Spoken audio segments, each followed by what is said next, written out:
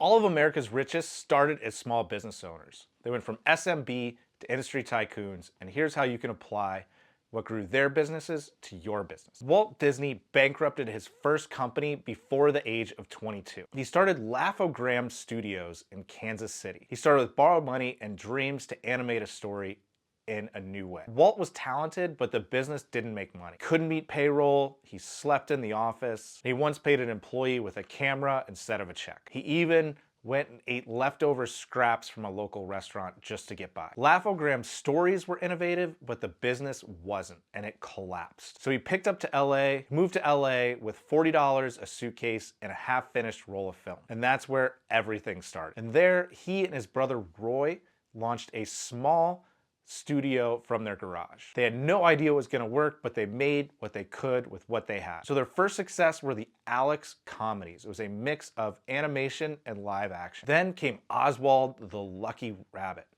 Walt's first big break. But he didn't own the rights to the character. The distributor claimed the character as their own, and they lured away most of Walt's animator. And that betrayal nearly ended the company. And that's when he created Mickey. Mickey Mouse was designed to be his and only his. And Steamboat Willie changed everything. It was the first animated cartoon synchronized to sound. And no one had seen anything like it. And he didn't stop there. He took every dollar he made from Steamboat Willie and he poured it into his next venture, Snow White, the first ever animated feature film. He had to mortgage his home to fund the movie. And everyone thought he was crazy. They called it Disney's Folly. But it became the highest grossing film of 1938. Then he did it again with Fantasia, Pinocchio, Bambi, and let's not forget Dumbo. Each one was pushing the limit. But it wasn't just movies. Walt was dreaming bigger. Then in the 1950s, he sketched out an idea that no other studio would ever dream.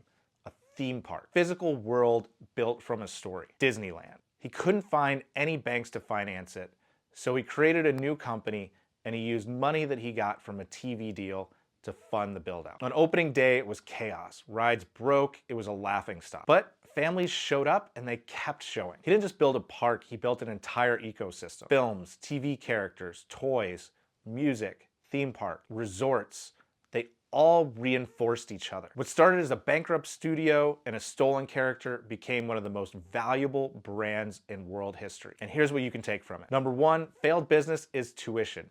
Laugh-O-Gram's failure taught Walt what he needed to learn to ultimately make Walt Disney Company succeed. Number two, own your work. Oswald made him a star.